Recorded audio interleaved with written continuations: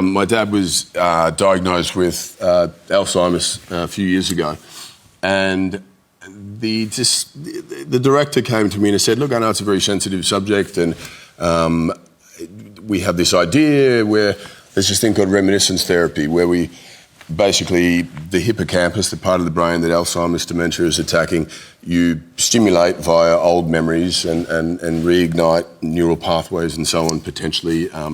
And it's somewhat experimental, but they're getting, there's a lot of positive results. Yeah.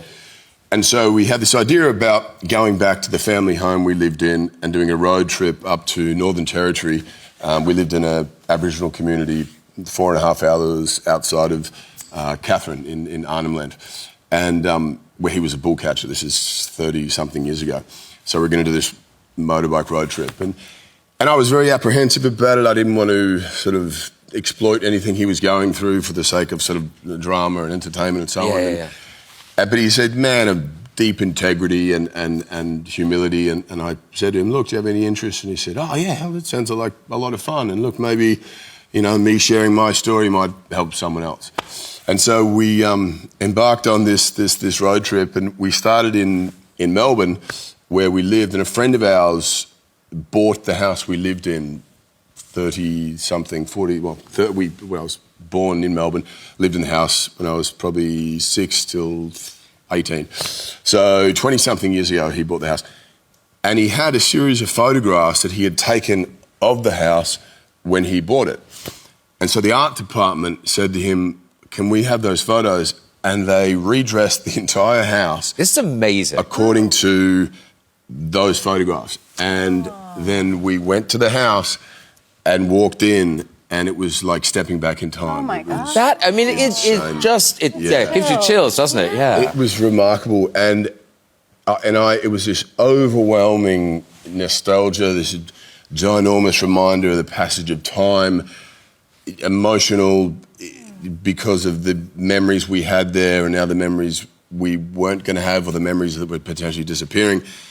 And my dad walked in and he's like, I said, I'm trying to, there's cameras on us, and what do you think? And he goes, "Oh, it's great, it's great." I said, "How do you feel?" He goes, "I don't know about all the theatrics, mate, all the cameras and stuff." I said, "Yeah, we're doing a documentary." And he goes, anyway, and he kept saying, "Where's your mum? She'd love this." And I said, "Well, she's not in the episode, didn't she?" She goes, "Oh, okay." And then a minute later, he's like, "Where's your mum? What's she doing?" And I said, "Well, Dad, she's not, she's here, but she's not, it's just us." And he kept asking. And it was so beautiful, he wanted to share it with her. And then eventually they were like, just bring her up. And so she came into the house.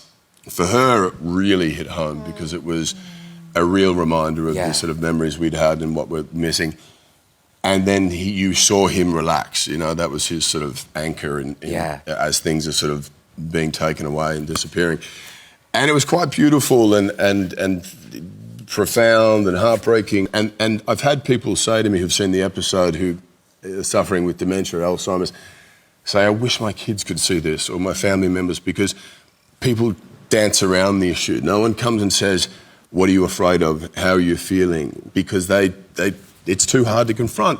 So they suffer in silence. And so I was asking questions to my father, and yes, on camera, but the questions I probably wouldn't have been brave enough to ask, and those things, and how is he feeling? Yeah. And I asked him in the doc, I said, "What are you afraid of?" And he said, "I just don't want to be a burden." And it said so much to me about him, and not that I could have any more respect for my father, but the fact that his main concern was not being a burden to those around him, more so than I'm losing my memories and my time is expiring, was beautiful. But the episode became about connection and about love and family and what's important.